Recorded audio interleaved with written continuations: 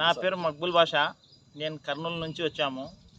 ఇక్కడ నాగిరెడ్డిపల్లెలో BSNL tower దగ్గర తీసుకుపోయి ఒక టెక్నీషియను ఈ ఎయిర్ ఫైబర్ గురించి నీట్గా మాకు అవగాహన వచ్చినట్లా చూపించి నీట్గా ఎక్స్ప్లెయిన్ చేశారు. ఇక్కడ నుంచి సిగ్నల్స్ ఎంత దూరం పోతున్నాయి ఎయిర్ ఫైబర్లో, అక్కడ కూడా తీసుకెళ్ళి 20 కిలోమీటర్లు చూపించారు. అక్కడ కూడా బాగా సక్సెస్ఫుల్గా ఎక్స్ప్లెయిన్ చేశారు. బాగా మాకు అర్థమైంది. దీని గురించి ఆలోచన చేసి మేము ఎలా ముందుకు వెళ్ళాలని చెప్పి ఆలోచన చేస్తున్నాము. దీన్ని సక్సెస్ చేయాలని అనుకుంటున్నాము.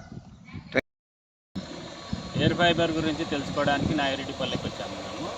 ఇక్కడ బిఎస్ఎన్ఎల్ టవర్ దగ్గర లోపల వీళ్ళు ఏమేమి ఎక్విప్మెంట్ ఏమేమి చేశారు, ఏం కథ, ఎట్లు ఇచ్చారు ఎయిర్ ఫైబర్ అనే గురించి మొత్తం క్లియర్గా చూపించారు. దీని గురించి మాకు ఒక అవగాహన వచ్చింది. ఇక్కడ నుంచి ఎంత దూరం ఇచ్చారనేది అక్కడికి వెళ్ళాము. కస్టమర్ దగ్గర ఎంతవరకు అవైలబుల్ ఉన్నాడు కస్టమరు, ఎన్ని ఏళ్ళ నుంచి ఉన్నాడు, ఎన్ని కిలోమీటర్లు వచ్చింది అనేది కూడా మేము గ్యాదర్ చేసాము.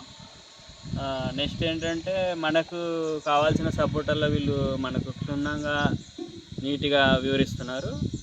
మనకు కావాల్సిన ఎక్విప్మెంటు ఎలా తీసుకోవాలి, ఎక్కడి నుంచి తీసుకురావాలి, కస్టమర్ని ఎలా మన నెట్లోకి తీసుకోవాలి, కస్టమర్ ఎలా మన నుంచి అడ్వైజ్ అడుగుతున్నాడు అనే క్వశ్చన్లలో వీళ్ళని అడిగాము.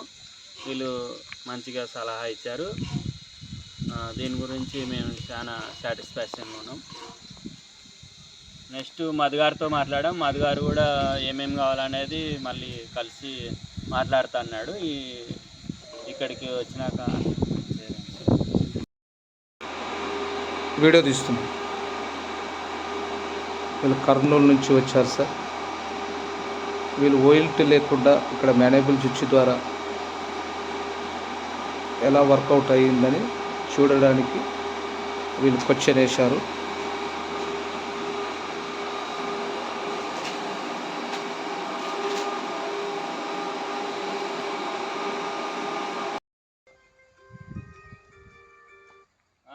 మధుగారు ఇప్పుడు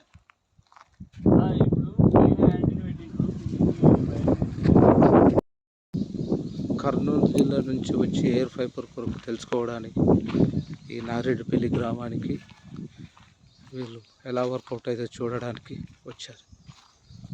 అది ఎయిర్ ఫైబర్ ఎలా